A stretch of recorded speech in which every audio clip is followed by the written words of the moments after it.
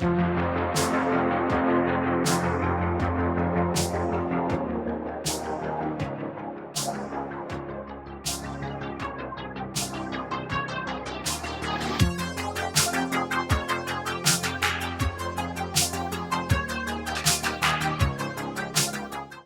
hello and welcome to another episode of Contra Mundum. I am Andrew Isker, and with me is CJ Engel. Hello, CJ. How are you today?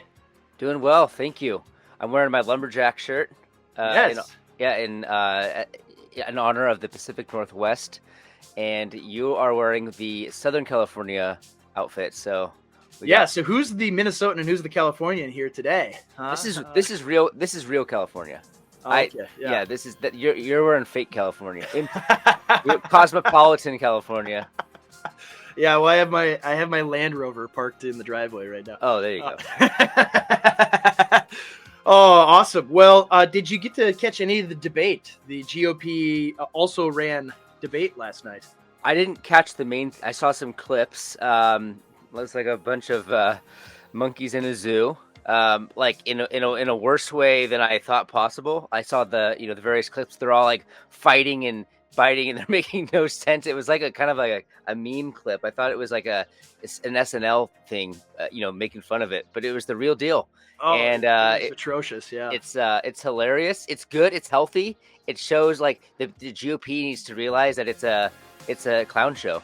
It's not a serious political party. It totally is. And I mean, yeah, they have it at the Ronald Reagan library, and every commercial break they're playing clips of Ronald Reagan, and Mike Pence these is guys talking about these Reagan guys the entire time.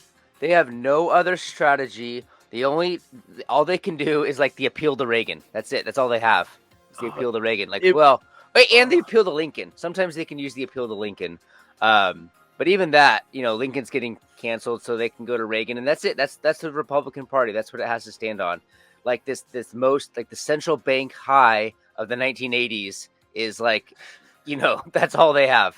Where they raise the interest rates in the beginning of the decade and then just jack up the credit system after that, and it booms. Like that's all they got. And it was so sad because like you had this like Univision moderator where English is not her first language, and she's asking all these, and they're all left-coded questions like LGBTQ people are being attacked, and what are you going to do to protect them, and blah blah blah. And it's like, what? Like, if you had like a legitimate candidate there, and maybe like DeSantis hardly got any questions. So the DeSantis people listening, I sympathize with them with their complaints about the debate, because I think like if he had gotten some of those questions, he would have been like, why are you asking stuff like that? Like, why are you asking, what are we going to do about mass shootings? And there was another question where the Univision lady said, well, Ronald Reagan, we're at the Ronald Reagan library, and he amnestied all of the illegal immigrants. And so you going to do that too? Yeah. And let's talk about that. I mean, not just me and you, but like, let's let the GOP talk about that. I mean, we need to have a real conversation about Reaganism, the myth of Reaganism. Yeah, that's the Reaganism that we are stuck with today, is the demographic replacement of the people of this country. Right? That's Reagan's legacy. That's what he did in California. Your state, California, is unrecognizable compared to what it was in the middle of the 20th century. I mean, it was the paradise. It was the most conservative. It was the Florida, what Florida is now, of the entire country. Beautiful weather. Everyone wanted to move there, and everyone did move there, and tons of economic success and output. And now it is like homeless, vagabond, poop all over the street state. It's a disaster there, and it's like, I mean, not where you live, but I mean overall. No, it is. It's crazy. It's awful. Like every time I go out of my little bubble, I'm just reminded about how bad things really are. And it is a Democrat-led state, but these were policies that have been in place for decades. During the Reagan administration. I mean, no-fault divorce was a big thing here with Reagan, and so he pioneered it. He did. Like, come on, and all kinds of not the hero. all They kinds think of it is. gun restrictions here in Yeah. California, originated with Reagan. I mean, he was a Hollywood guy. That's where he came from, Yeah. So anyways, Yeah. It um, is bad. Yeah. yeah. Yeah. So, maybe it is fitting that the GOP should be at the Reagan Library, and, they're still living in these 1980s op-ed myths. That's kind of the wave that they're still writing. And meanwhile, they're trying to be the anti-Trump, and Trump, the spirit behind Trump is really the reaction to the GOP, the Yeah. establishment GOP. Yeah. That's what Trump represents, and of course, no one's willing to really take that ride. Maybe Ramaswamy a little bit is willing to jump on. Hmm.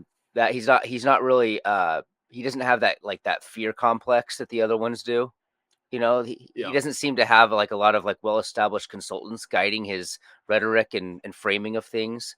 Yeah. Yeah. I'm not pro Ramaswamy, but like it's obvious that the other people they're just so scared to get attacked by MSNBC or something.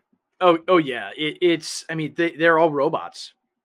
That's just it, including DeSantis. Like all of his answers are clearly workshopped by his consulting agencies, and it's not. You don't get the sense of with any of them, with the exception, the only one that like came off well in that was Doug Burgum, the governor of North Dakota, or the former governor. I think he's still the governor there. And like he gave pretty sensible answers. Like they brought up the auto workers strike and things like that. And he's the one. Well, why are things the way they are today? It's because of the subsidies. It's because of the credit system. Of what the Federal Reserve. I don't know if he invoked the Federal Reserve, but he kind of went in that direction. And it's like, well, yeah, that's right. That's the only like serious policy answer that was given the entire night. It was such a joke. I definitely feel much dumber having listened to most of that debate. My wife had it on, and as we were going to bed, and I'm like, honey, you got to turn this off. This is too stupid. Like let's watch something intelligent like Two and a Half Men or something. Yeah. like it was so dumb. And and it was just out of control. It was just these yipping dogs, the entire time. Mm-hmm. And anytime Nikki Haley spoke, I just wanted to I wanted to do I probably can't say it because this will go online. Yeah, I wanted to Well, you should. I just wanted to end it. Yeah. Tom Woods always says, it makes me want to commit an atrocity. Yeah, I'm gonna steal that line from now on. It was just so bad, and yeah, and you're like you said, it was good because I think people could see that the GOP is completely hopeless. I mean, some of it is like, why aren't they able to find some decent candidate? Well, I think anyone like Trump that would rise in the current milieu isn't going to, as long as he's on the scene. So you're not gonna challenge him at this point. So like we think about like Tucker, for example, like that's a guy like I think he should run for president at some point. mm-hmm. He's not going to challenge him in 2024, but in 2028, a guy like him or someone that's not even on our radar right now could be the guy. We should have talked about this, but did you ever listen to Tucker's speech in Hungary? Yes, I did. I listened to portion or clips of it. Yeah. I listened to it on Pete Q was yes, actually I did. I listened to it on Pete's. Yeah. Man, he is he's a spook, but he's our spook. He's our spook, and he's I mean, it's really impressive, and I wish he would. I don't think he has any interest. Maybe he does. Maybe he's more patient. Yeah, maybe he's setting himself up, but he could be a very viable leader for some sort of transformation or restoration in the United States. And for a long time, like he's young, he's in his 50s. But you need someone like that, like not to say that he's the Protestant Franco, he's the Episcopalian Franco, but it's funny because Franco, he had deep connections into the Spanish government. He wasn't just a nobody from outside. You have to have somebody that has clout. It has to be an elite. Like this is something, I don't know if we've said it on air here. I know we've maybe talked about this off air between you and me, but it has to be an elite defector, right? Yeah. It's not going to be from the ground up. This is how, I mean, I've actually, I've been preaching through Second Samuel, and I've used like a bunch of different commentaries, but the main one that I've used is Peter Leithart's, and it's tremendous. And his main point in there, when you start in this book, the beginning of the book of Samuel is Hannah's song after she becomes pregnant with Samuel, and the entire song is about the rulers of Israel who are totally wicked being cast down and the humble raised up. And that's the theme of the entire book, is these wicked rulers. It starts with the high priest and his sons, that they're taken out, they're cleared out by God. Then Saul comes in, and Saul is the king. He's an elite, but he's bad. He's taken out, and he's taken and replaced by someone in his own court. Mm-hmm. And it's top down, right? The revolution that occurs in the book of Samuel is top down. It is changing out the king, and it's changing out someone who, okay, David doesn't start out that way. He starts as this humble shepherd, but he's still in the royal tribe. He's in a noble house.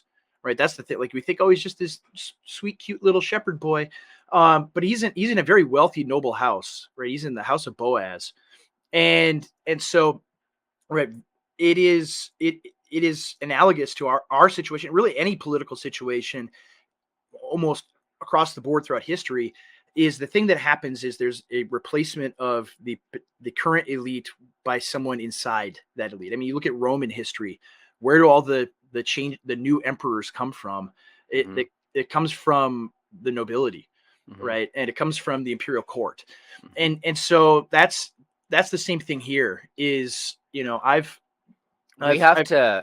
this like Hollywood idea of where revolutions come from, but like even like the American Revolution was an elite initiative. Yeah, the Jacobin Revolution in France was elite initiative. The Russian Revolution was probably closer to something chaotic that came from the ground, from the dirt, but it was financed by Western elites. You know what I mean? Yeah. So you can't have this resurgency from the people. That's a myth. No, that's not how it happened. Now the people get behind something. Mm-hmm.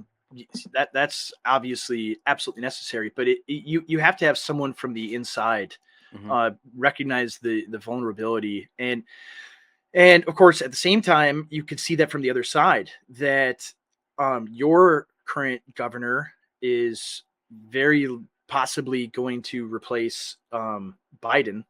Mm-hmm. And that guy's a slick operator, man. I think a coalition effort by like the RFK Jr. and Tucker. I'd like to see that.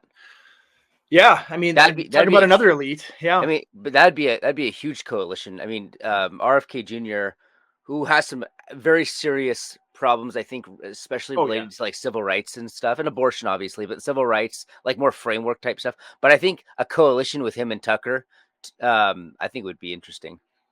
Yeah, that's you're probably right there. I mean, I think there has to be some level of coordination among a faction that's against mm-hmm. the regime.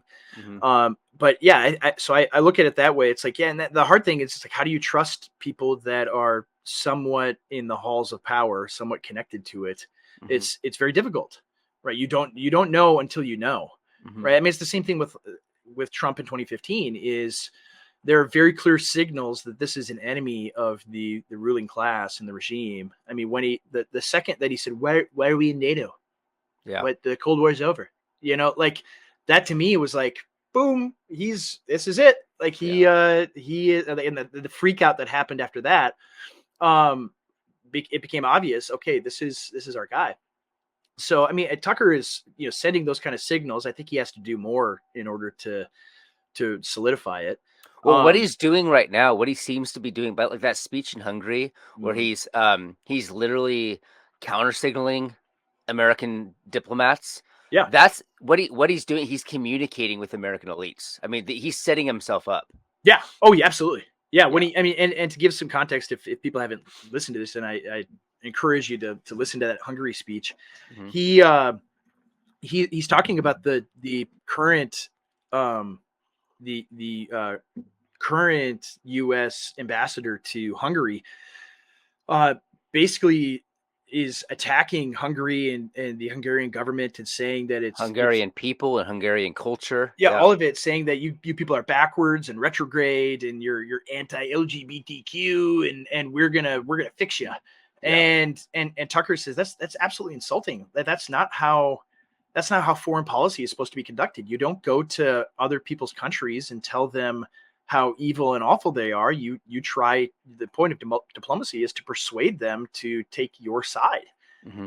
And this is just hectoring. This is what empires do. And it's like, well, that's exactly right. So anyway, yeah, that is uh something to keep an eye on going forward, I think. Yeah, but I think that the point of that is it's a really strong and clear juxtaposition between moral leadership and just whining. Just get on the Yeah. page and just whining and a little cat Yes. clawing, and you know what I mean. It's just so Oh yeah. useless and meaningless. I'd be ashamed to be up there. Like if I was DeSantis, well, maybe not DeSantis, but like Tim Scott, like delete your candidacy. Like you don't belong up there. Oh, it was so Chris Christie, abysmal. Yeah, is Donald Duck line. Oh boy. Yeah.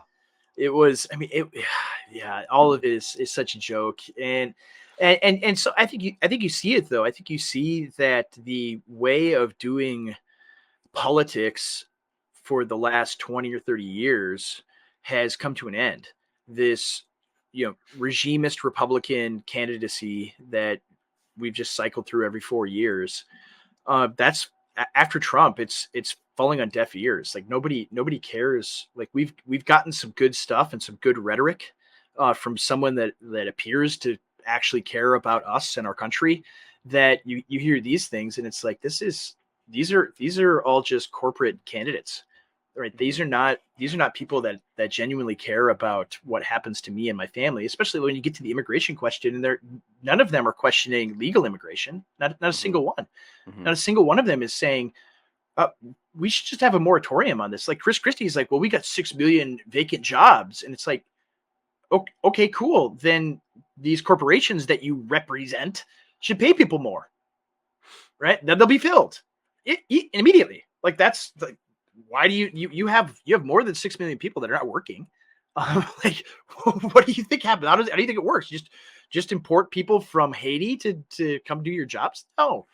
No, this is absurd. I mean, that's why, like, Trump going and talking to the auto workers, who so many of them are enthusiastically in support of him, Mm-hmm. is such a massive departure from the way of doing things in the GOP, where they don't care about American workers at all, and they haven't for since the 90s. I mean, they're enthusiastically behind NAFTA and all of the destruction of the middle of America.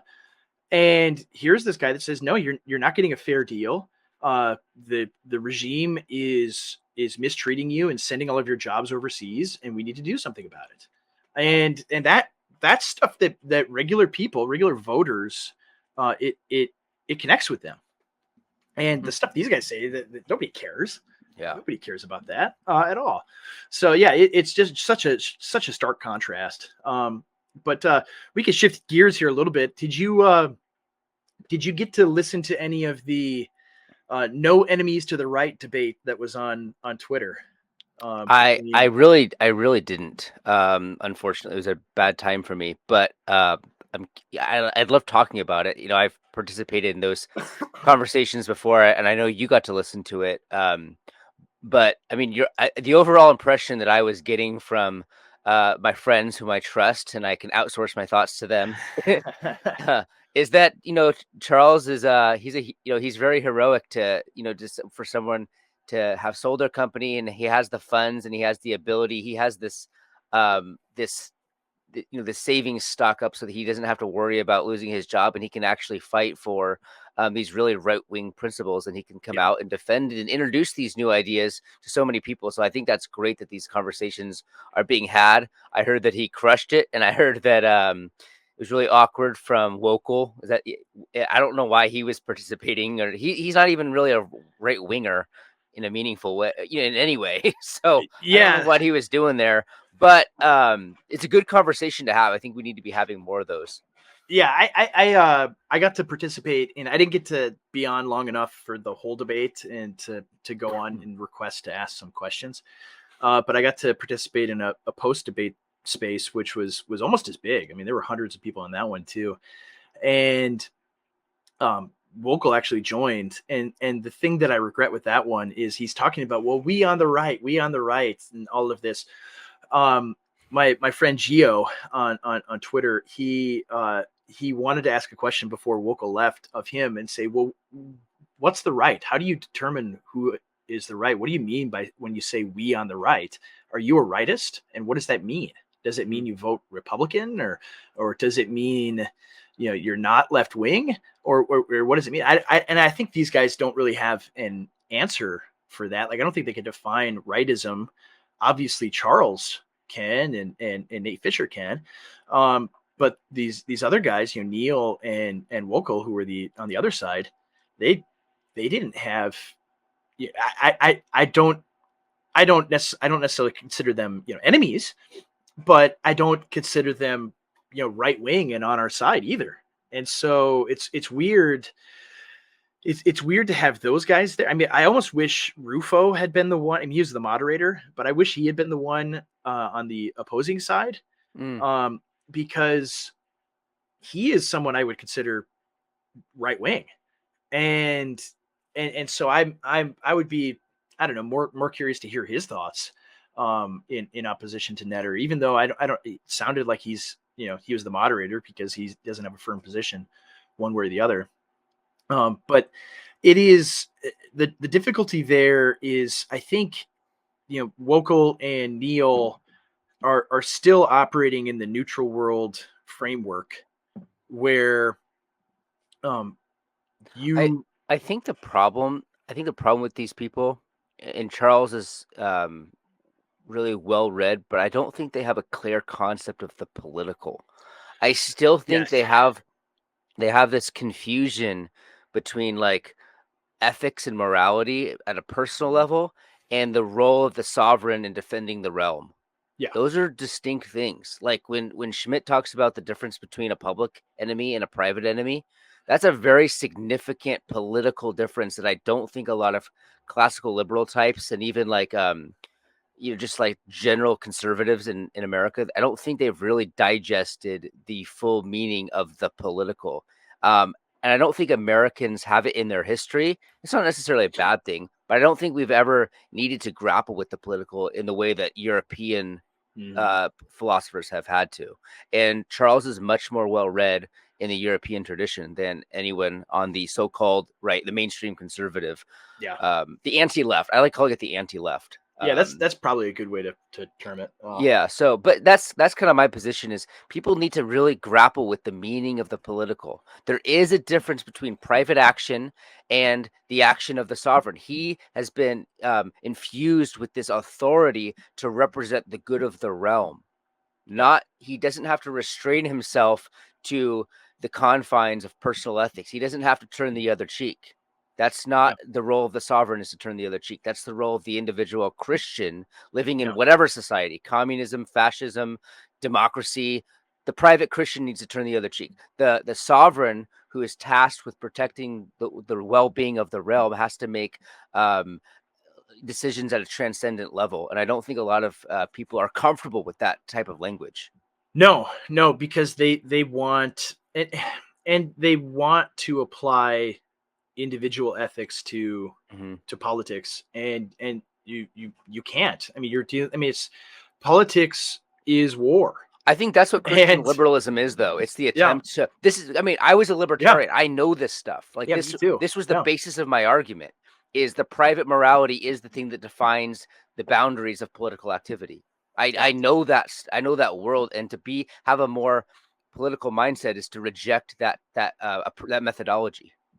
Yeah, and the irony is, like, you see this in the Gospels, you see this in the parables of Jesus, where he talks about the in the parable of the talents, right? There's a ruler that leaves his kingdom in the hands of these stewards, and they don't think he's coming back, or the one doesn't think he's coming back, so he just goes and hides the money. And there's a coup, and all of these people rise up against him, and that's why the steward hides the money. And then he returns and puts down the coup and deals with the wicked servant. And at the end of it, right, this man says, all right, the ruler, bring those people who didn't want me to rule over them and slay them before me. And it's like, whoa. And Jesus is talking about, like, and obviously he's talking about himself, right, as a king. And it's like, well, that doesn't seem very classically liberal to do that. But it's like, that's how politics has always worked throughout human history. Is the ruler has to exercise power, and sometimes do it in very brutal ways. And so, yeah, we don't have a stomach for that. We have relied on a very comfortable, mostly stable political system for 300 years, and it is coming apart, and people don't have the they don't have the mental framework to be able to think about these things. Right. And yeah, Charles does. You don't, and during that debate, someone brought up Franco, of course, inevitably, and the Spanish Civil War. And I think it's a very good comparison, good question, because you have this enemy, right? When we talk about enemies, you have this enemy who wants to destroy you, right? And wants to wipe you out, wants to, I mean, if they could, right? Do you think the regime, for a second, if they could take every Trump voter in America and just, wipe them out and kill them all, right? Would they do it if they could? Absolutely, they would. Yeah, right? Absolutely, they would. I mean, do you have any doubts about that at all? And so, right, if that's what you're dealing with, I mean, you're dealing with something like the Bolsheviks.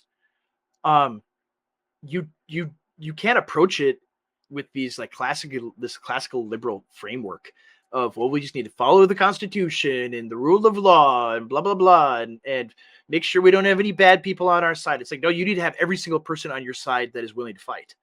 And in the context of the Spanish Civil War, you had all sorts of people on the right, and they're all motivated by defeating the Bolsheviks in their country that want to kill all of them and kill their families. And you have some not very nice people on your side as well. And you're not saying, oh, we can't. Yeah, and of course, there's always jockeying for power, and there's internecine conflict that on the right, even during the midst of the war. But overall, they are pursuing the same enemy and the same goal. And you cannot afford to just be like, well, these people are bad and we find them morally repugnant, and so we're going to sideline them because it's more important that we're virtuous and good people. And it's like, I don't know. I mean, your options are death or having to put up with people you don't like. Yeah. Right? Like, what I think we do it here, The part of the problem is, the people who oppose no enemies to the right, they're operating in like a very 1950s like consensus where we're all coming together and having these like conversations across the aisle, because really we're all on the same team. We're part of the same country. We all love America. Yeah, it's America doesn't even exist anymore. What are you talking about? Yeah, I mean that world has completely gone away. It doesn't exist anymore. The liberal moment has faded, and we are in a breakdown, and we are vying for power. And as Carl Schmitt says, like, this is the dynamics of this power is that it's mutually exclusive. We can't both stay here. Yeah, one of us is going to win, and some of us is going to lose. Yeah. And the point of no enemies to the right is that surviving and living is a better objective than dying. That's literally what we're saying is like, we can deal with those people later, but we can't afford to waste political capital and bandwidth and our scarce resources on opposing those that are effectively opposing our enemies. Yeah, it makes zero sense, and that's how the left has gained so much power. Is it's been able to use the conservative movement's own willingness to fight itself. Like it's done a lot. Like all the stuff against Sam Francis and the Chronicles people and Paul Gottfried and Mm-hmm. all those Joe Sobran and all those old school traditionalist conservatives were completely axed from the conservative movement. Those were the most effective sparring partners that the conservative movement had, and they were axed. And now who's going to fight the left? Bill Kristol? You know what I mean? Like Yeah. that's all they have. Yeah. So He's on the left. Yeah. Like, come on. Yeah. So Like, it's so absurd and so ridiculous. And you see this, like our enemies, they believe insane, utterly morally repugnant things like, um, murdering babies right up to the moment of birth, and they believe that you can, remove the genitals of children. That's totally good and fine, and parents should even be told about it. Think like that, just insane stuff. And no one, they don't go and say, oh, well, we're gonna excise these people because they're a liability to us, because they make us look bad and might cost us elections and so on and so forth. They embrace them, right? They put them front and center, and they appease them. They keep pushing and pushing and pushing to make these people happy. And meanwhile, right, our side does the opposite. Yeah. Right? It appeases our enemies and attacks the people that would otherwise push them further to the right. And so, yeah, it that has to end. I mean, we have to realize, like, the Democratic regime in California is way more danger. Literally, it's a real life danger, a clear and present danger, way more than like some Nazis on 4chan.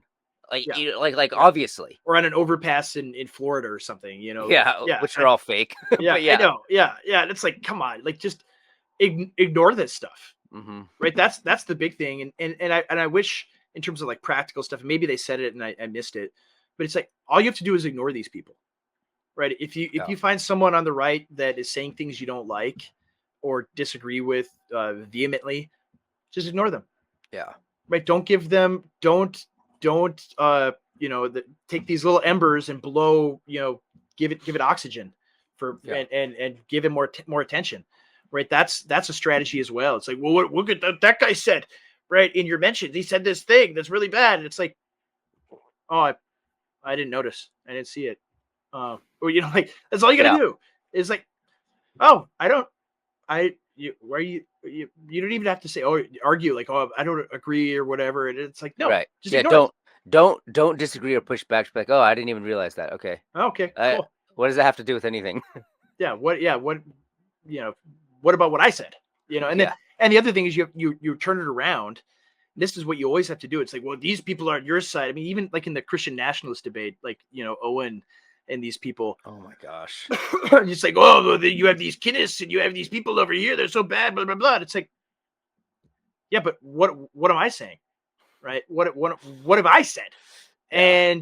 And then you attack, right? You don't even give attention to these things that they say, the accusations or whatever. You attack them.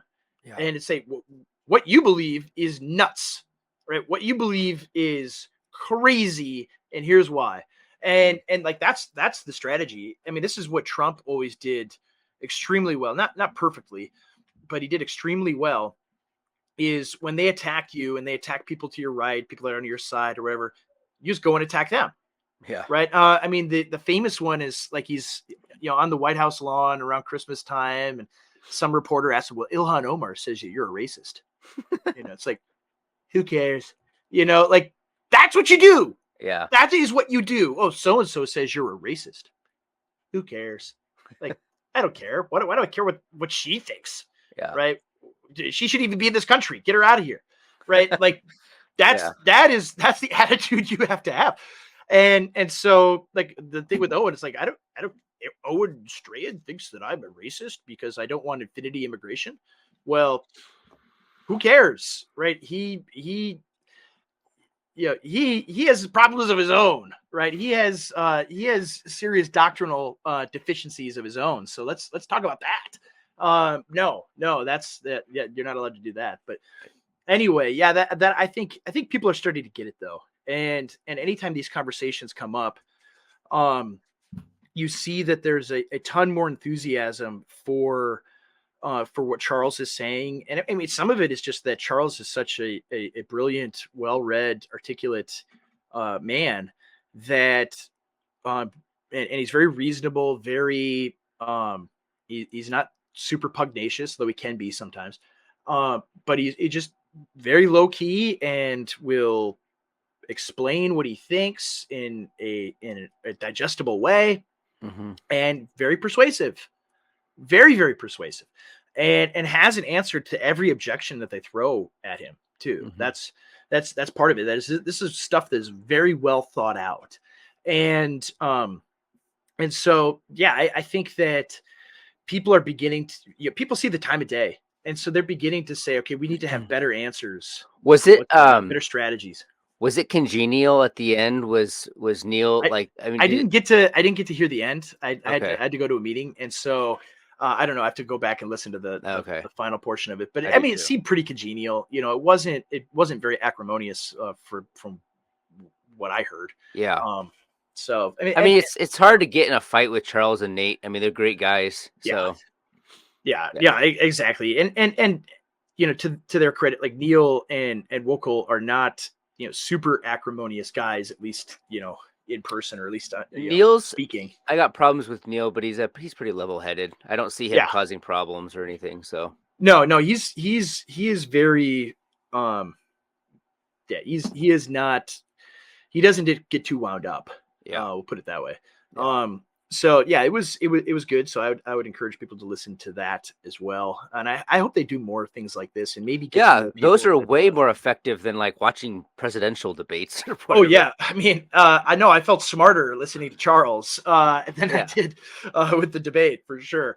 But I want to talk about that article, the Anton article. Oh yeah, we have, you know, we need to, we'll link this too. I didn't realize this was from 2021. Why is this? I may have read this before, actually. I read it back in December of 2021. So this is pre J6 too. Right. No, it's not. Pardon me. This is 2021. That would have been December 2020. So this is post J6. For a Claremont guy, it's 2 years ago. It's pretty noble for a Claremont guy to be talking about how obvious the great replacement is 2 years ago. Yes. Like that's pretty good, you know. Well, and that was, I mean, he wrote, you know, the Flight 93 election article that was very, you know, was a big boost for Trump. I never read that. Yeah. And so, I mean, of course, he's talking about a major point is immigration and demographic replacement and things like that. So he's talked about this for a while, but I mean, he lays it out very clearly here. And so I think this is revisiting this article. It popped up because it was on, I listened to it on YouTube. Someone had a transcript of it that was read out. And so I'm like, oh yeah, I forgot about this. This is very prescient, and it's worth revisiting 2 years later. Because I don't think much is, if anything has changed, it's that it's become much more clear how right he is. The entire thing is framed like, you know, he's kind of fluctuating between imminent collapse and long drawn out decline. Right. Yeah.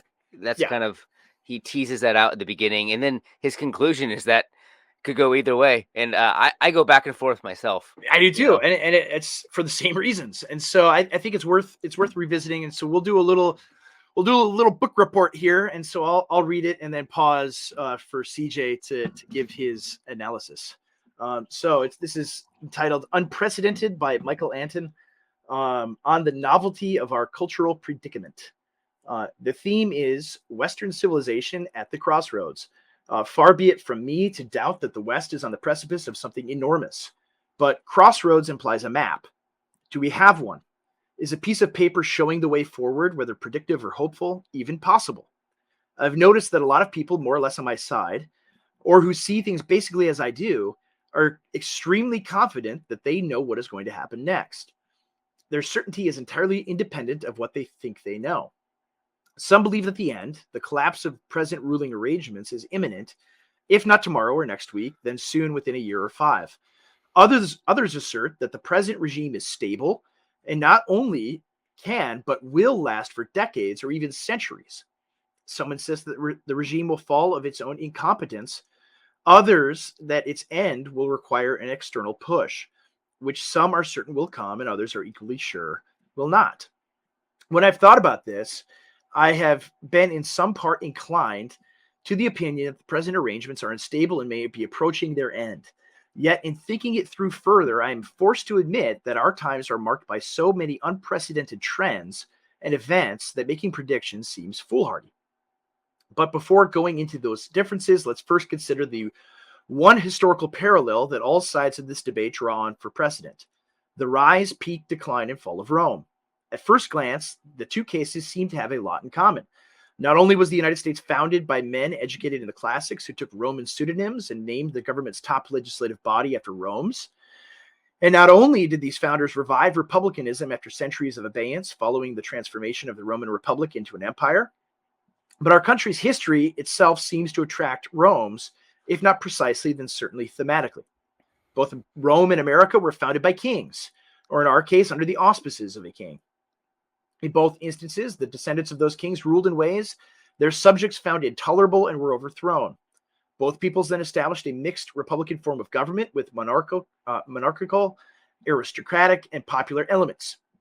Both of those governments were at first weighed toward the aristocratic elements, but gradually, owing in part to popular discontent and strife, became more balanced and eventually biased toward the popular element. Here, hold on, real quick. I just think I don't think the cause of its transitioning to more popular was a result of this grassroots popular discontentment. No.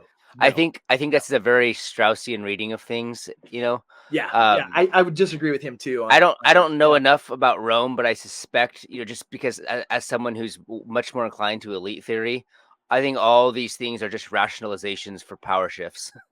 Yeah, exactly. Among the elites. Yeah, yeah, absolutely. Yeah, but we'll let him continue because yeah, it's still very good. Let's see, where were we? Both societies fought constant wars, self-justified as defensive, but more often than not, expansionist. Both rapidly conquered what we might call their immediate neighborhoods, the Italian peninsula and major Mediterranean islands, the North American continent, respectively, and then went on to win major wars against competing superpowers in the process of becoming world-bestriding hegemons.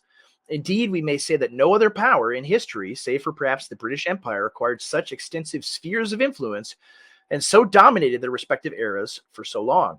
If other empires held more territory, or perhaps technically lasted longer, none exerted nearly as much enduring influence on the rest of the world.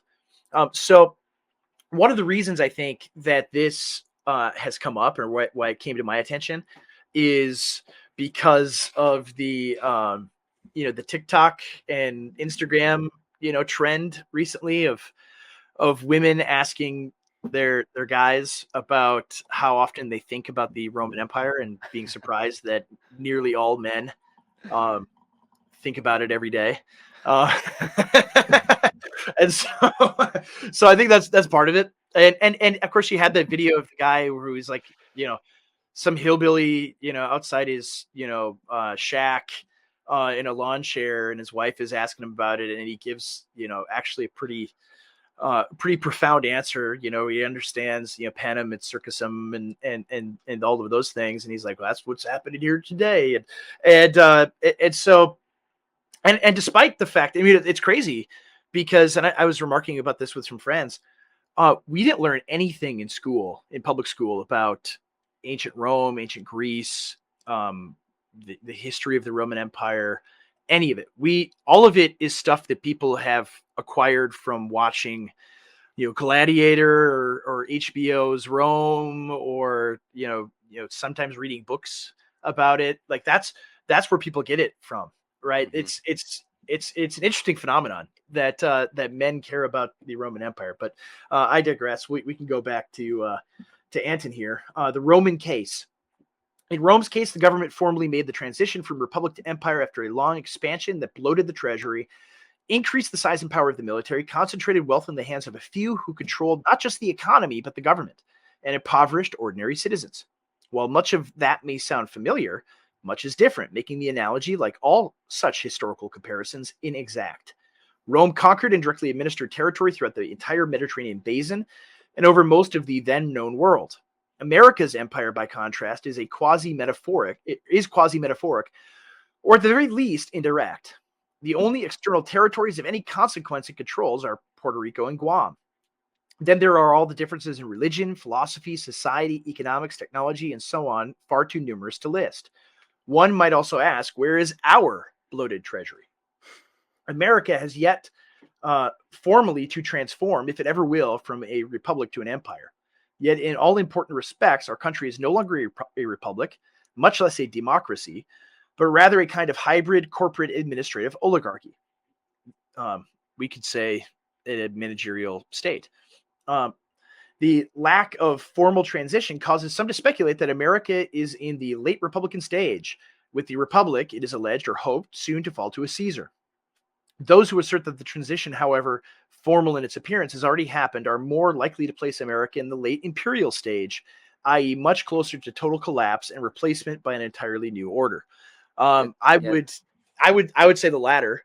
Me too. We had our Caesar, or we had several Caesars. Both Lincoln and FDR.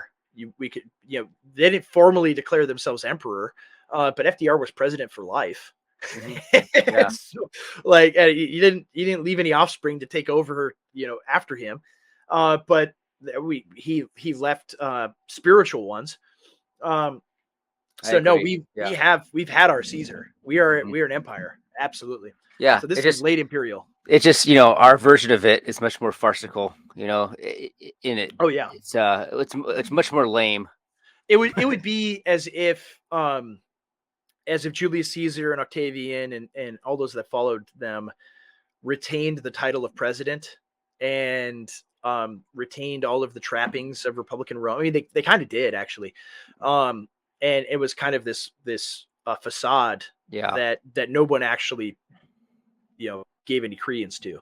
This is like one of the best essays. I think it was in the 30s by Garrett or whatever. Mm-hmm. However, yeah, that's right. He called it revolution within the form. He said the revolution already happened. We just had it. It just happened, and they kept all the labels. They kept all the the titles. Everything, all the veil of things stayed the same, but the revolution took place within the form. And that's what that's the meaning of the managerial revolution. Is the transition from a republic to an empire. That's our version of it. Yeah, we have a much stronger propaganda regime that keeps people locked into the forms, and they don't see it. Like, they still think that their 7th grade civics teacher who had them watch Schoolhouse Rock, how a bill becomes a law. Like, that's our government, and so people don't get it because they've spent billions of dollars to make sure that they don't get it. Mm-hmm. So let's continue on. All such speculations presuppose the truth of the classical theory known as the cycle of regimes. Just as Rome was born, grew, matured, peaked, declined, and eventually fell, so will and must America. Cycle theory predicts that every more or less good regime, whether monarchy, aristocracy, or democracy, falls when it inevitably becomes overbearing and odious. Thus do monarchies degenerate into tyrannies, which are replaced by aristocracies that decay into oligarchies, which are overthrown by democracies that descend into mob rule and even anarchy. In that case, we should expect our present oligarchy sooner or later to give way to democracy. I don't think so. While that possibility cannot be dismissed out of hand, the prospect seems laughable. I agree, Mr. Anton.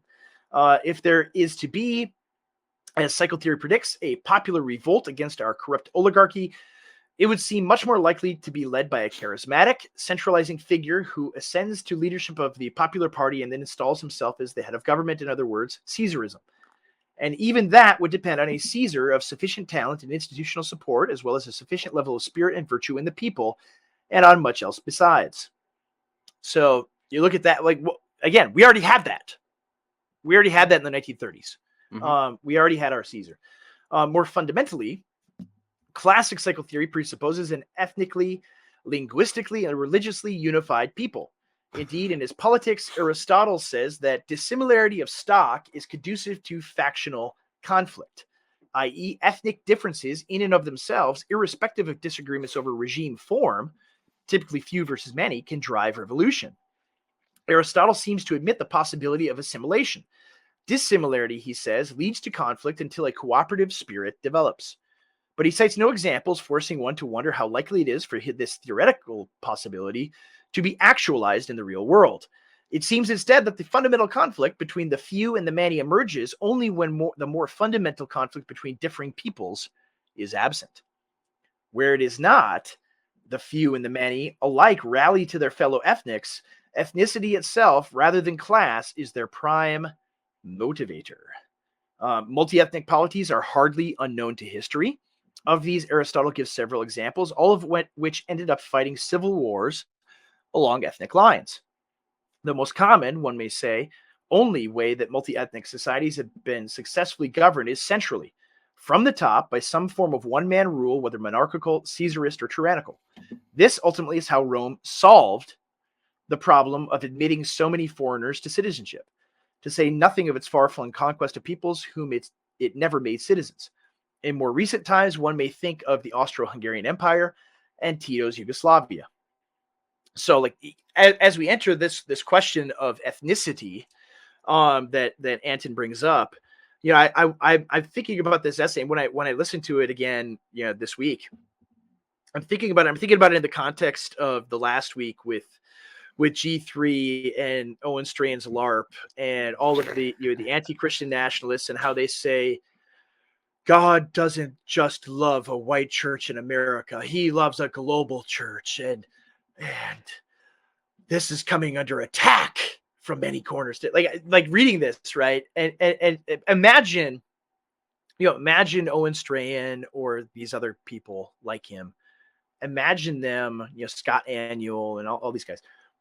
Imagine them reading this article by Anton, especially what he gets into here, right? Mm-hmm. So keep that in the back of your head as we're reading this, and what he just said about Aristotle, and the point that ethnic conflict is real. Like Western people, and this is a point that Wolf brings up in his book, that Western people, Europeans and Americans, we have this universalizing tendency where we think that everybody in the world thinks like we do and doesn't care about ethnicity at all. Right. But the reality is, everybody but Western people really, really, really, really cares about ethnicity. Like that's their top priority, is their people, and they know who their people are. Right. Yeah, I mean, in my state, it's natural to to protect those who come from the same stock as you. Yeah, in my state, we have 80 to 120,000 Somalis in my state, and their first priority is not what's good for America. Mm-hmm. Right. Their first priority isn't even what's good for them personally. Their first priority is what is good for my people. Right.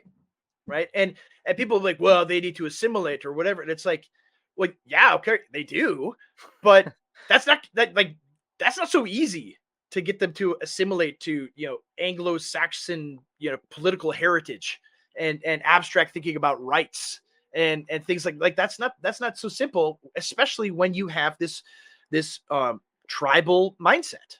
Yeah, this is why, like, the Marxists, in order to solve the classic economic problems of Marxism, they came up with the new socialist man. Like, it was this thing that they needed to massage men into, and only if they became this new breed of this new race could they actually have a socialist society. It's the same thing with liberalism.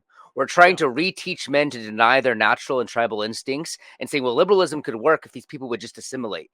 Liberalism could work if these people would deny their tribal heritage and just realize they're individuals. They're all blank slates, and they can all come together along these, these abstract lines. It's the same thing. It's the anti-realist, it's the idealist vision of politics, where you have to deny humanity and its own instincts, and you have to reteach them and recoach them, and have this like regime of social engineering in order for the system to work. That's why it never works. Yeah, and it doesn't work at all. Like people have ethnic solidarity, right? That's a reality of human nature. And you're not going to beat them over to the head to get them to stop thinking that way, right? It's not going to work. And that's the point that Aristotle makes. That's the point that Anton is making here. So he continues on. So yeah, keep that in the back of your head while we're reading this. America today. Consider now the contemporary United States of America. At first glance, it seems to belie Aristotle's implied assertion that regime-ending ethnic conflict is unavoidable whenever more than one group lives under the same government. Americans pride themselves and their country on their exceptional track record of assimilating peoples from all over the world. Yet before we congratulate ourselves over much, let us reflect first on the fact that the United States has not merely abandoned, but utterly repudiated the traditional understanding of assimilation, which is now denounced by all elite opinion as racist and evil. Not only does no American institution encourage, much less demand, assimilation, they all foment the opposite. Immigrants to America are exhorted to embrace their native cultures and taught that the country to which they've chosen to immigrate is the worst in the world, in world history, whose people and institutions are intent on harming them, and that their own cultures are infinitely superior. In this respect, one supposes immigrants are encouraged to assimilate to the anti-Americanism of the average Oberlin professor. Yeah, I've made this point too. Like, it's not just that they're assimilating to this ridiculous ideology, but they're also assimilating to the new consumerism. Yeah. You know, like that's, oh, yeah. Yeah, you can, I mean, you can see, I have not assimilated to what they expect us to assimilate to. No, they want us to. And I haven't, and many of the people we used to call this being unreconstructed. Yes, and it's absolutely true. Like, you see this. I remember talking to some friends when Ilhan Omar was running in 2018 for the first time here, and on her like pinned tweet on her Twitter profile is that America is the most racist, misogynistic, bigoted country in world history. And I remember reading that and thinking, then why are you here? Right? Why are you here? You came here in the 90s as a little kid because your family was going to be murdered because it was part of the communist ruling regime that was overthrown. That's why you came here. And you've lived at our expense for everything, your housing, your food, your education, your medical care, all of it for your entire life we paid for. And you hate us. And you hate our country. And now you want to rule over us. This is insane. But that's like, she isn't some outlier. Mm-hmm. Like, that's the thing. Like, she isn't some outlier of like, oh, only this one little radical that somehow made her way into Congress thinks this way. That is the consensus. That's the median opinion that her people have of our country. And so like, they've been, and this has been encouraged her entire time growing up in school, in high school, in college. This has been encouraged. This has been fostered in her. Yes, go this direction. This is the right thing to say, to the point where she's entered the halls of power to do this. And so this is absolutely dead on accurate. And so you think about that, and you think of since Joe Biden took office, 10 million that they admit. Mm-hmm. There have been 10 million illegal immigrants that have come into the country, which is larger than the population of my entire state. Mm-hmm. And 10 million. And so do they think like, do they think like the person that says, oh, like the Cuban immigrant in like the 80s, building a makeshift raft to float to Florida. It's like, I just can't wait to be free of communism and have a good life and get to this free country. Do they think like that person? Right. Or do they think like Ilhan Omar? Right? Who are they more likely to think like and believe like? And who are they more likely to encourage to be like? Yeah. Right? It's the latter. Of course, it's the latter. And so, and you think about like just this entire conversation, right? Imagine having this conversation with Owen Strahan and Scott Aniol about everything we just talked about, everything I just said. Right? Yeah. They would think that I'm evil for making this point. And what would they say to this? It's like, well, they're coming here, and that gives us an opportunity to preach the gospel to them, right? That would be what they would pivot to. Like, this gives us an opportunity to preach. Isn't it great that they're coming here so we can preach the gospel to them? And it's like, no, they're not going to listen to the gospel. We have a hard enough time, right, keeping our own people inside the church, right? Mm-hmm. Keeping Christians, outside of trash world. And you think that these people who have every incentive to hate our country and hate us are going to be persuaded to believe in Jesus and start loving America? Yeah. Right? No. It's a very enlightenment instinct, that all these individuals, all they need to do is just have this ideological shift. They're all blank slates. They don't have any of these, like they don't have any of these sentimental instincts or anything like that. All we have to do is just reteach them, and they're totally going to be open to it. It makes no sense, and it's politically destructive, as Anton is demonstrating here. Absolutely. So let's continue on. But be that as it may, no nation in recorded history has ever willingly opened its doors to millions of immigrants, only to insist that they must never adapt to the traditional ways of their new country. Indeed, insisting that they forever remain as foreign as the day they arrived.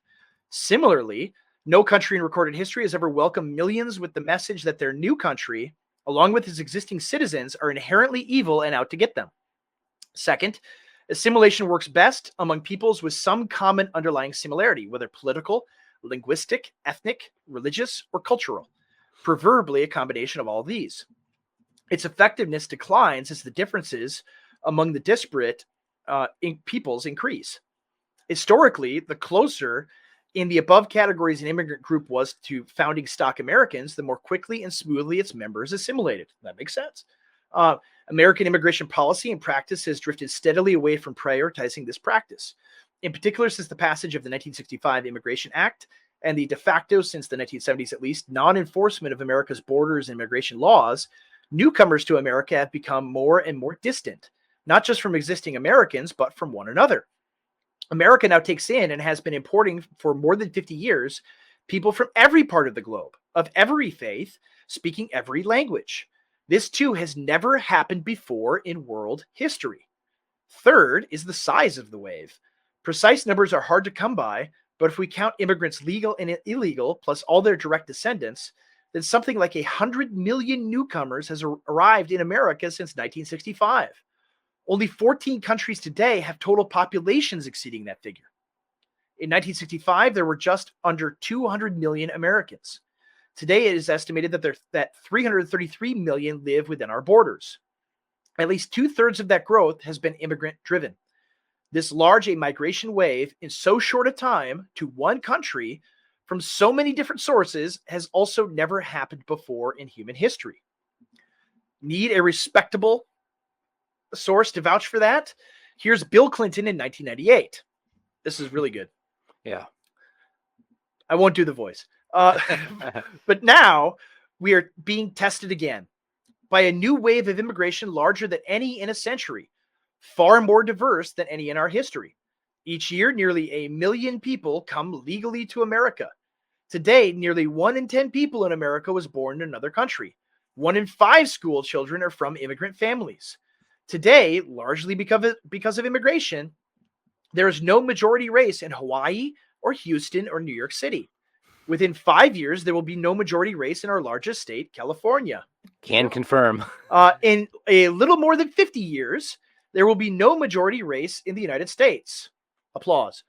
No other nation in history has gone through demographic change of this magnitude in so short a time. That's Note the applause. Theory. Yeah, apparently it is. It's a public speech, but it's conspiracy theory. It's not happening. Note the applause. The venue of the above speech was a university commencement. A sitting president addressing freshly minted college graduates and their parents, i.e. the elite, speaking to the elite. Demographic decline was literally applauded. And this is only one example. Mere months ago, when the census announced that for the first time in American history, the white population has declined in absolute numbers, the Tonight Show's audience cheered. No native-born population of any country has ever literally cheered its own dispossession. Yeah, it's fun to like be right about this kind of stuff, but like this is really sobering. I mean, the things that we're up against and the things that we've experienced over the last several decades, as Anton's talking about here, countries don't survive that. And what does it mean to not survive? Like, what does it mean to lose your homeland to a complete dispossession effort endorsed and carried about by your own leadership? This is like serious stuff, and it's really sobering. And he's right. It's amazing that people can just joke about this. This is not a joke. This is world historical change. All of our freedoms, all of our way of life are literally thrown into the trash can because of this ethnic transformation.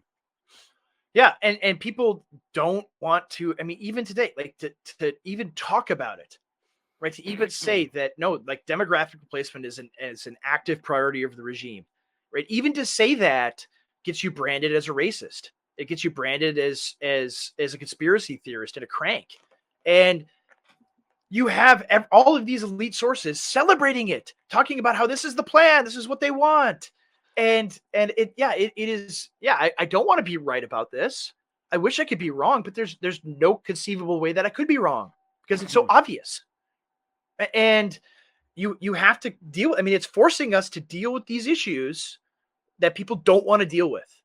They think that they think that all right, well, the post-war liberal moral consensus on ethnicity and race and all of these things, right? That must be upheld at all costs, right? When we talk about like earlier when we talked about Netter, right? That's the big thing is who do they consider morally repugnant? Anyone who differs from the post-war liberal consensus on ethnicity and race and all of those issues, right? Anyone who says that we're being demographically replaced in our own country, not just us, like all of Western Europe too, right? Same thing, right? What are you supposed to think about that? I mean, the whole Anglosphere, Australia too, like that's a huge thing there. All of these countries, this is what is happening, and you have to tell the truth. You have to say this is not okay. This is not right. This is the planned destruction of the country and all of our countries. And you're exactly right. World historic is exactly right. And Anton, I think, makes it very, very clear that it is it is absolutely unprecedented, right? There is no historical analog for this at all. Even Rome, right, when the Goths are invading, they still treated it like an invasion, right? They still recognize this is an invasion, right? Yeah. Here we just think, well, these are just Americans that haven't quite got citizenship yet, right? And it's like no, that's not it at all. So the next part is is where it gets wild. That which cannot be said is. Are you okay reading, or do you want me to read for a while? Do you have it up? Yeah, I can read for a little bit. You go ahead. Yeah, I'm gonna get something to drink. Okay. The Great Replacement is happening, not just in America, but throughout the West. Elites both deny and affirm it. When they write op-eds in the New York Times entitled, "We can replace them," that's a good thing. And the phenomenon under discussion is absolutely right and just. When you notice and express the mildest wish not to be replaced, it's a racist conspiracy theory that you are evil for even mentioning. Your evil being further proof that you deserve to be replaced. They get to say it. You're required not merely to pretend that you didn't hear it, but also to insist that they never said it. No majority stock in any nation has ever deliberately sought its own replacement, much less insisted that those who might have misgivings lie to themselves that it's not happening. The Great Replacement is not just happening. Under the Biden-Harris regime, it is accelerating. Among the few promises Biden has kept are those not to build a single new inch of the border wall or to enforce immigration laws. As a result, illegal migrants are pouring across the southern border at an unprecedented rate. The ridiculous former practice of catch and release, catch an illegal immigrant, release him on American soil, has been replaced by catch and bus, or even catch and airlift. The U.S. government places illegal border crossers on buses and planes and distributes. This is so funny, but let me finish this sentence. Distributes them throughout the heartland. I'm going to say the same thing. Yeah. Unannounced, often followed by official denials. I think we're both referring to Abbott, right? He's trying to own the libs by busting all these illegals into New York, to show them, let them have a taste of their own medicine. It's like you're the chief distributor. Like that's the function that you're playing. Is you're running the distribution network. And I think they know what's going on, but they're doing this under the guise they're showing that the Democrats are the real racist and they have to taste their own medicine. It's like you're literally participating. Close the border. Them back across the border. Exactly. Right? We can't do that. The federal government will let us. Make them stop you. Yeah. Like make them exactly. Take the 101st Airborne down to Texas and point guns and say, you're not taking these guys back to Mexico. Right. Put that on TV. Yes. Right. Force the issue. Force the issue. Make them stop you. It's an emergency. And yes. Yeah, DeSantis hasn't even done anything about it either. He's other than flying them to Martha's Vineyard or whatever, and it's Yeah, like that's the that's what they want. they yeah, want no, to spread this around, you know. build a big giant. If you can't, if they're not going to let you put them, back over, out of the country, then build a big giant tent city with a 30-foot wall Mm-hmm. and just keep them there Yeah. forever. Yeah. Right. That's what you should do. Mm-hmm. Right. Indefinite detainment. Right. If you can't send them back, that's the only other option. Right. Yep. You have to do something to make them not want to be here. Mm-hmm. Right. To make them not come here. Right. Mm-hmm. That you have to deter it. There has to be a deterrent. And if you don't have the will to send troops down to the border, right, then you got to do something. I mean, I guess Abbott has done that. He's like called up some of the Texas National Guard, things like that, but not nearly enough. I mean, you see this too. It's a I mean, war. You have to treat it like a war. Yeah. And these videos, the videos that have come out recently, like they're down there by the wall, and you got the border patrol there, and they're waving them in like the cops on January 6th. Mm-hmm. Right, they're just come on in, guys. Here you go. Like that's what's going on. Like they're facilitating the invasion of the country. Mm-hmm. And I posted about this, a while ago, that the United States Constitution, one of the guarantees, go back to the Constitution. One of the guarantees of the U.S. Constitution is that the federal government, that it owes to the states, right? This is part of the compact, right? Mm-hmm. This is what we give you, and for you joining the union, is we will protect you from foreign invasion. Mm-hmm. And the United States federal government is not doing that. So No, what does that mean for the Constitution? What does that mean? Yeah. Right. What is it? Is it still enforced then? If they're violating that, no, it's not. So like when Joe Biden sends the Marines down to Texas to stop them from shipping the migrants back, that's all. You just hold that up and say they keep this end of the bargain, right? Take that right to the Supreme Court. Take the freshly off of his impeachment trial, Ken Paxton. Take him right to the Supreme Court and say they're not abiding by the Constitution. We have to take matters into our own hand. It's an emergency situation. We're being invaded. Mm-hmm. And then they could rule on it. And even then, if they say no, you gotta let the Biden regime do what they want, then you say, well, we tried. Constitution over. We're gonna do it anyway. Decision. How many? They've made their decision. Let them enforce it.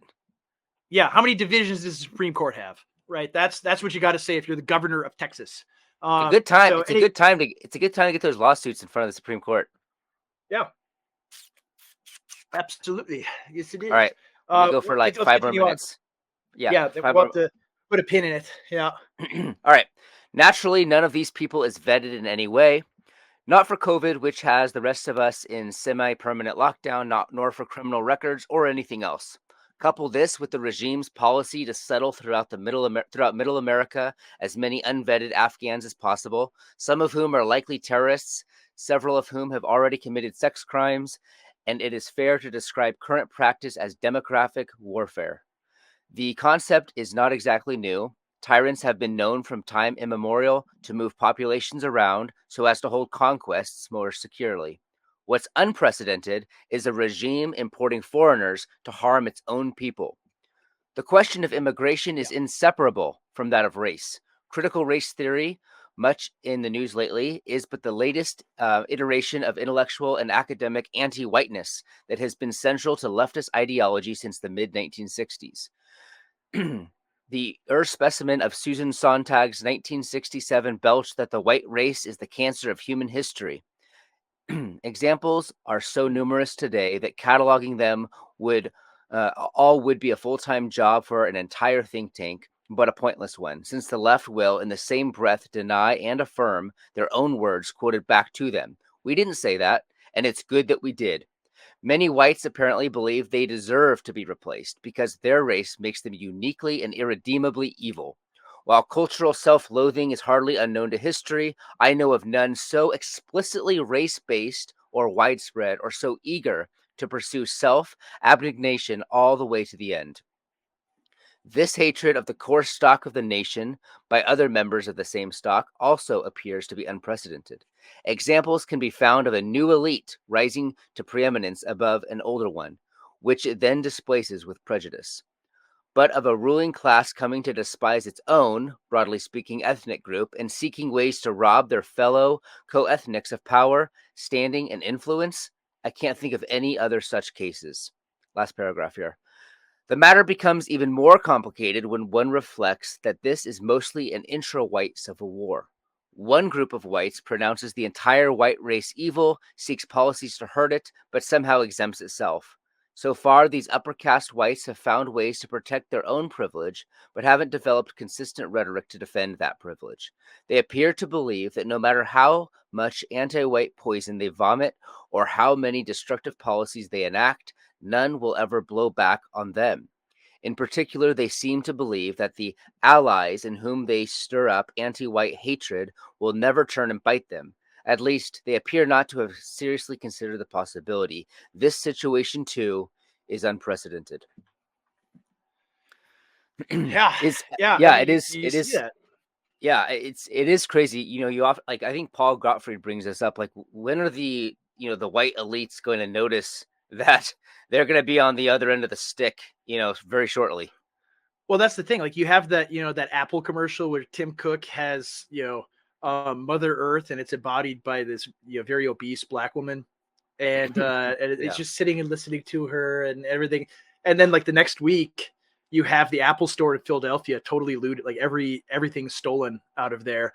But it's like, well, that doesn't affect them. They just get it, an insurance claim or whatever. It doesn't. It's like, no, when his own, mansion gets raided and he gets bludgeoned, like then maybe they'll feel it, right? That is, but it's far away. Like they're not going to be I wonder if attacked. I wonder if they think they can contain it or something. They think that with technology, and they think that they can master the plague here.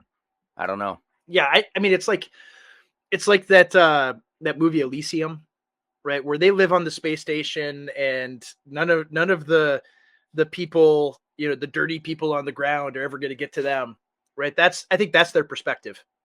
Is they're insulated, they're protected, they're never going to have to deal with the things that they create, the violence that they stir up.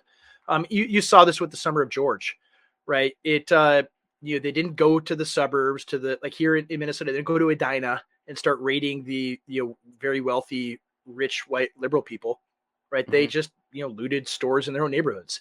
And so I think I think, I mean, some of it is they're just very stupid people. Like they don't realize the Pandora's box they've opened. And it will one day come to bite them, but they don't think that far ahead, right? They don't have very long time preference. I mean, most of them are childless. Like Tim Cook is a homosexual, and like they don't have kids. And so they're not thinking about 20, 30 years down the road, what things will look like. That's a big, like you see this in like Europe. Every single president and prime minister of Europe doesn't have children. Almost all of them. They don't have any children at all. And so it's like, that's interesting. You have people with no stake in the future that are setting the course for your nation. Right. And so that's a big part of it. And I mean, I think too, like you see this, like the anti-whiteness, it has reached a totally new level. There was the report, I think it was Bloomberg, had this infographic about the top 100 S&P 100 companies, and they hired 300,000 people since the Summer of George, and 6% of them are white, even though currently the population of the United States is 75% white. And they were 6% white after they had made these pledges to hire more colored people. So this is very intentional. This is very, the people of color. CJ, be very careful. Be very careful with the. What did I say? You said colored. We're not allowed to say that. Colored. Oh, I can't keep up. I didn't update the latest. Man. I didn't update the latest NPC software. Yeah, that's right. That's not it's not the appropriate nomenclature, man. It's funny. It's funny. My kids read like Huckleberry Finn and stuff, and like they read it aloud to practice. And I'm like, man, I want to make sure that nothing's being recorded here. Yeah, be careful. But it's anyways. Yeah, so those. But no, they made these pledges. Like you said, they made these pledges up afterward, and exactly. They made the pledge, and then you see the hiring statistics. Yeah. right? Like it's very intentional is the point. Like yeah, these, yeah, it's not absolutely. just spontaneous. It's not a meritocracy. It's No, these are very politically oriented decisions. So, no, anyways, it's I like think total sheer discrimination of white people. It's like, and like you think that, and I see that stuff, and I see this stuff in the article, and it's like, what when you have these guys, these G3 guys who want to just be anti-racist and blah blah blah, what do they say to this stuff? Like, if they're they confronted need with it, they need the gospel. That's what they say. I guess, yeah, Like yeah, seriously, that, they don't have yeah, a political category. yeah, This is why two kingdoms theology is so important. It gives us the tools to address temporal issues. It gives us the tools to address our relations with our fellow man. It's okay to think about these things. It doesn't have to be strictly related to the preaching of the gospel. We're allowed to have and natural relations. We're allowed to fight for our people. We're allowed to recognize threats to our way of life. It's okay to do these things. yeah, you can operate in wisdom and in prudence, and you don't have to have a Bible verse to justify literally every single thing that you do. That's how they operate too. Is well, where is this biblically justified? And You it's said like, that where is it yesterday in biblically your justified to have a border? And it's like, well, exactly. we could extrapolate some things, but it's like, no, like this is what nations have done throughout all of their history, and it's okay. Mhm. It's okay to have a Yeah. border. It's okay to have your own people, and this is your country. Mhm. And like it's insane to me that these people cannot grapple with these issues ever. Right? They Mhm. won't touch them. They'll just bury their heads in the sand and pretend it's not happening. It's not happening. It's not happening. And they'll continue on. Like there's not going to be some moment where they like wake up and they're like, oh well, maybe there is like an anti-white race hate agenda, and we should oppose it. Like they're not going to just wake up one day and just and all of a sudden start to talk about it, right? They're going to Mhm. continue to lead Christians, lead evangelical Christians, lead the lone bulwark into oblivion, right? Right. That's their role, right? That's what they're chosen to do. Mhm. And so on that note, I think we won't be able to finish No, the but article let's pick today. up. We're only at the uh, 50% mark, so maybe we'll Yeah, pick it up next week. yeah, Um, round 2 next week. we'll see. But yeah, any more stuff, any new Chronicles podcasts, anything like that you want to point people to do Check out the to Chronicles look at? podcast. There's a really good conversation tomorrow that I'm posting with Paul on his the presidency post-war, and so we go from Truman through Nixon. I think we go through Nixon. So it's each Excellent. president. So yeah, it's gonna be fun. So Oh anyways, yeah, that's all I got. And then that'll be great. yeah, I'm done. And, sweet. I have an article like this article by Anton got my noggin going. And so I'm going to write about these issues. I'll reference this article quite a bit in what I'm writing right now. And hopefully by the time this podcast is out, that article will be available on news.gab.com. And if you haven't yet, buy the book, buy book. You have to do it. Buy the book. Bonifaceoption.com. Go read it. Review it. Tell me what you think. But that's all I've got too. And so for us here, unfortunately, not enough time for We're All Gonna Make It to join us. I don't even know if he's awake yet. But but no, I'm sure he is. I'm sure he is. He'll listen. He'll be the first one to listen to this, I'm sure. But for all of us here, thank you so much for listening. Please like, subscribe, share it with people. Hopefully you enjoy the conversation. And stay dangerous, and we will see you next time.